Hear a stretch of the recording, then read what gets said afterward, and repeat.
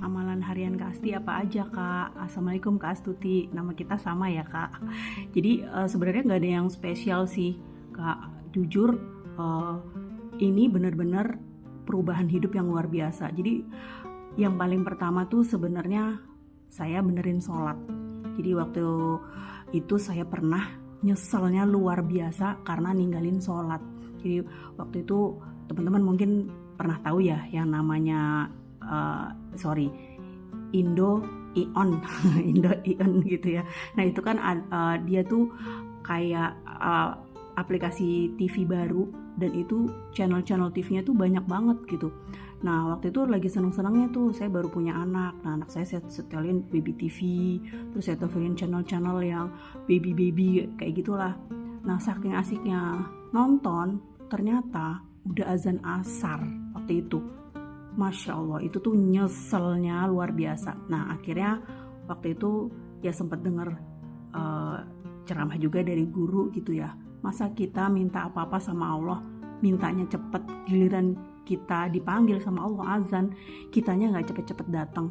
Wah itu di situ tuh rasanya kayak, aduh ya Allah, nyesel banget gitu.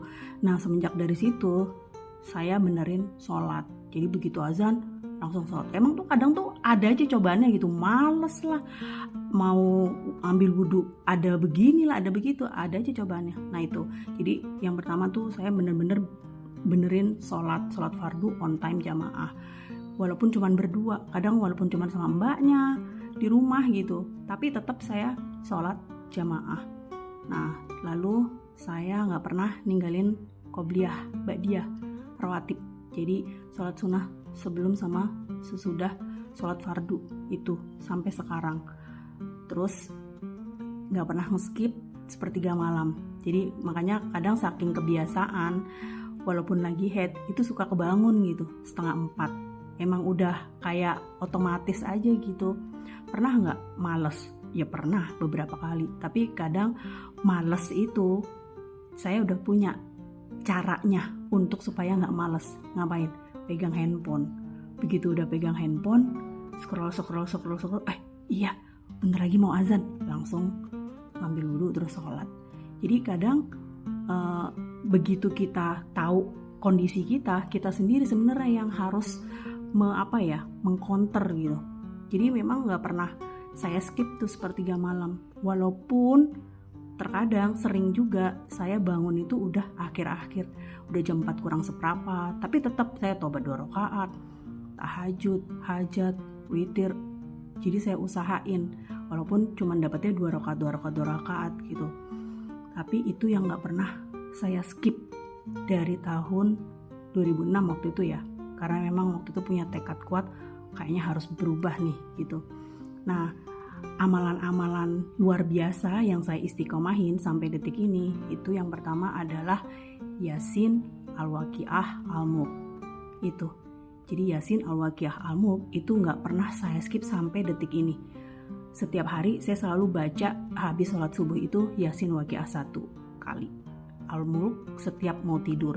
Kadang saya ulangin lagi Yasin, Al-Waqiah, Al-Mulk itu setiap mau tidur. Nah pada saat saya punya hajat, saya rutin istiqomah baca Yasin Waqiah 41 kali. Itu biasanya saya baca sendiri dan atau berdua sama suami. Jadi tergantung hajatnya sih ya. Nah itu yang gak pernah ditinggalin. Lalu yang kedua sholawat. Sholawat ini yang gak pernah saya tinggalin sampai detik ini. Sholawatnya sholawat Syajaratul Nuqut 400 kali setiap habis Isya, sholawat Jibril 15.000 kali, dan sholawat munjiat. Kalau sekarang lagi suka sholawat munjiat ya, saya minimal 1000 kali.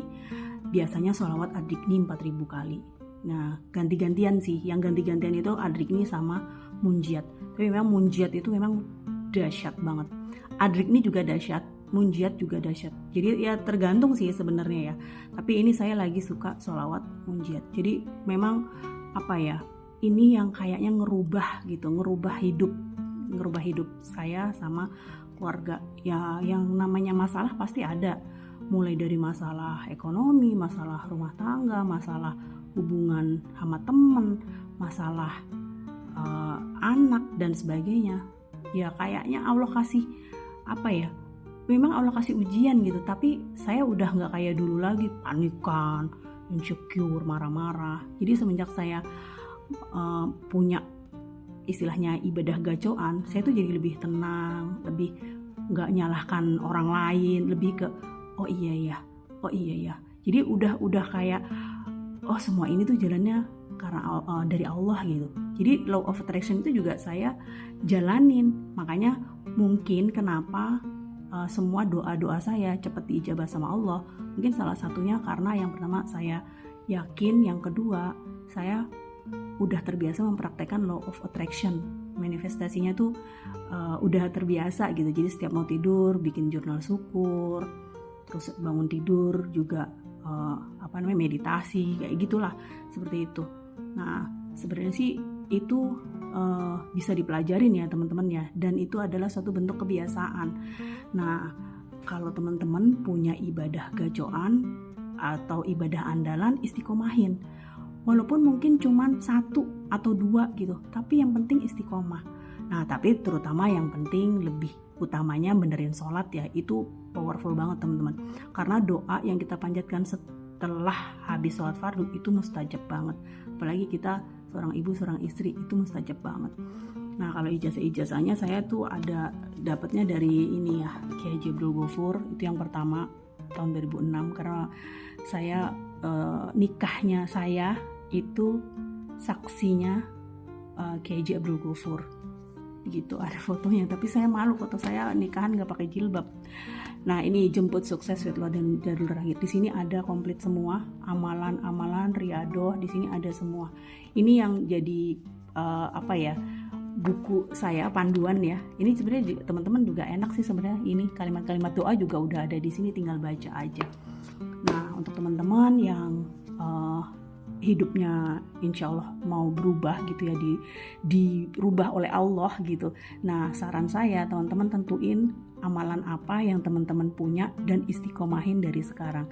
Dan insya Allah itu yang bisa merubah hidupnya teman-teman dengan cara merayu Allah, dengan mencari ridhonya Allah. Barakallah. Assalamualaikum.